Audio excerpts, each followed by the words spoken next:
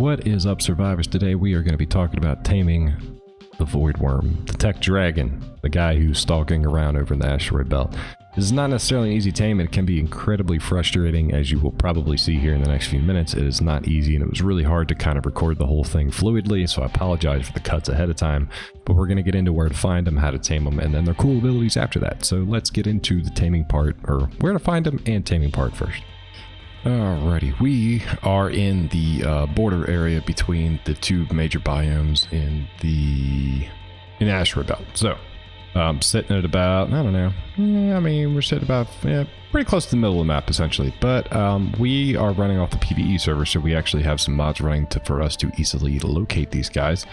And there's a Voidwyrm somewhere out there that's a high level, so we're gonna go after it, and I'm gonna throw a couple beds down, which I would highly recommend, because the likelihood of this not going very well is pretty easy. Normally, I would say use other mounts because they're faster and more maneuverable when you're trying to do this, but as always, we try to do these things on foot. So let's go see if we can't find this guy. Now, with the standard tech suit, obviously your armor's not going to be that great, so I have healing brews with me, and I have a bunch of health stuff. The trade-off to any of this is you're not going to be able to use it unless you're landed. So if you're smart, if you're looking for a good level 1, honestly, the best way, hands down, to do this would be to kite this guy into one of these areas right here, because you'll be able to walk on the ground and the worm will be down there with you. You'll be able to heal yourself and fight it, and it'll be significantly easier to tame. I'm gonna see if we can't find this guy out here somewhere. Alright, so I got one aggroed on me. He is chasing me right now. The nice thing about the Voidwyrms is they have to stand still to start doing the breath attack, which gives you a little bit of leeway to run like a coward. Now, the best bet, what you want to do with these guys, is kite them into one of these bridges, and these bridges work well because there's gravity in here, and it's going to be considerably easier to get this guy hung up. Also, a lot easier for you to maneuver. Plus, you'll be on the ground, and that's always better. If they start to de-aggro, you just need to shoot a couple shots into him. This one looks like he's popping outside of render range. I'm gonna have to go find him again. But predominantly, you just want him to chase you for a little bit. Yep, there we go. Pretty sure I just heard him flapping behind me. I don't even want to turn around. Oh, nope, he de-aggroed again. So you're gonna need him to just pull. It's kind of a game where you're gonna jet out because you don't want to get shot, but then you're gonna come back in and start firing away at this guy. Like I said, the breath attack that this one does, he'll have to pause when he shoots it, so it's not quite as dangerous as you might think. But if he does hit you with it, it'll slow you down considerably. So you want to make sure that you've got that plan in motion already.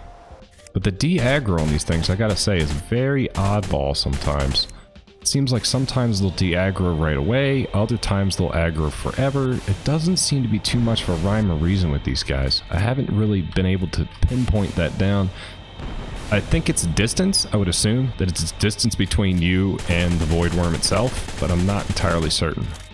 But as you can see right here, I'm firing shots all into this thing. It's not even aggroed after me. Which, heck, we might end up taming this guy outside if he's going to act like this. Now, obviously, you can use a bunch of different guns to do damage. I'm out here with an AR with a hollow sight on it, mainly because I have a couple of them, so I'm not entirely worried if I lose it. Plus, it just spits out a lot of bullets quickly. These guys maneuver around kind of fast, so you're constantly trying to track them down. Well, yep, and as we can see, I'm stuck by... Oh, goodness. Alright, so you gotta watch that stun. Hopefully I can get on land here to actually walk. Come on. There we go. Now, because I'm on land, you can actually use health brews while you're fighting this thing, making it super easy. So definitely... Oh, look, he's running away again. So these guys can be really tricky, like I said, because they tend to... Oh, God. Oh, man. Because they'll tend to fly around and then come back after you, it's hard to tell which way they're going to go and whether or not they're going to aggro or de-aggro. The breath weapon that they shoot will do a stun, so you want to watch out for that. But the nice thing about that is that it has to stop moving when it does it. It actually does have to stop and do a charge, so it is a little bit easier to digest. Plus, I can down here, I can spam health brews because I'm landed on my feet. So health brews will help you out immensely when you're using these little asteroids. and I can spam these and still be okay. It doesn't do a whole lot of damage. The whole idea for it is really just to stun you and slow you down so that it can try to sit here and bite you. Meanwhile, you just want to sit out here and pump out as much damage as you can to this guy. Health brews are your friends. Now, this asteroid field that's out here is the one that has the, like, the very flat element dusty ones out here. Sometimes you get, like, the crystal and the mutagel rocks that have a bit more cavernous looks to them. Like, it's a lot easier to sit back here and hide these things and put damage into them. But, using the rocks to my advantage, that's for sure. So we want to get this guy down to about 500 health before we're actually going to be able to mount on top of him. This is going to take a minute. Alright.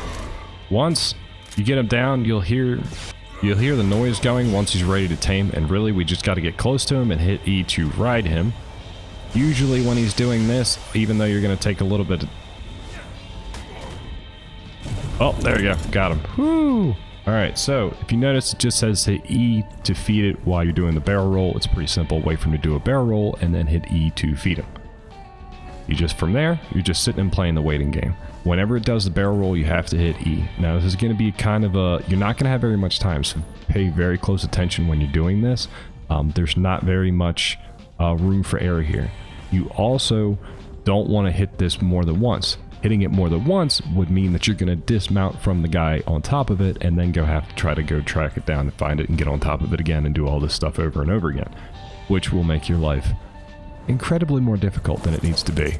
Oh, and as you can see, homeboy just threw me off because I wasn't paying attention. Can I get back on him? Nope, he's moving. Oh god. Alright.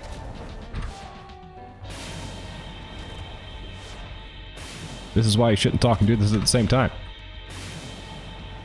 Hoping he stops to do a, there we go.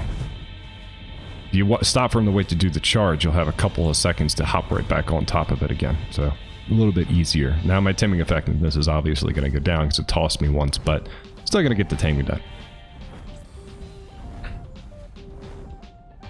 And there we go. Takeaways from this. I would highly recommend not doing this on foot. I think it's incredibly silly to do that. I would highly recommend not doing it. The trick really would be to have multiple people, or even to maybe use a lot of other tames, maybe even the skiff and things like that with guns mounted on it. So the Voidwyrm is definitely a tricky tame. It's tricky to see when it's going to aggro and how it's going to stay to aggro. It definitely seems like that you need to... you can't get too far away from it. If you get too far away from it, it's going to go in another direction, and because there's so much up, down, left, right, empty space for it to go outside of render, once you lose it, it's really a pain in the butt to try to get it again. So you want to pay attention to things like that. And then using the asteroids to use them as cover while this guy's breathing fire on me doesn't appear like it goes through normal nodes that you could destroy, so using those to your advantage is super easy as well. I would recommend probably doing this on not when you have element dust out there, because it's a lot of flat, smooth rocks with not a whole lot to hide behind, when a lot of the other asteroid fields that are out there have plenty of cover that you can kind of meander in and out of to protect yourself against this guy. Definitely take advantage of the fact that these wild ones, when they try to shoot you with the breath attack, have to sit still to do it, so you know when it's going to happen. It also makes for a good time if you get dismounted like I did, to try to get back on mounted to finish the tame, wait for it to breathe fire because you know it has to stop in place.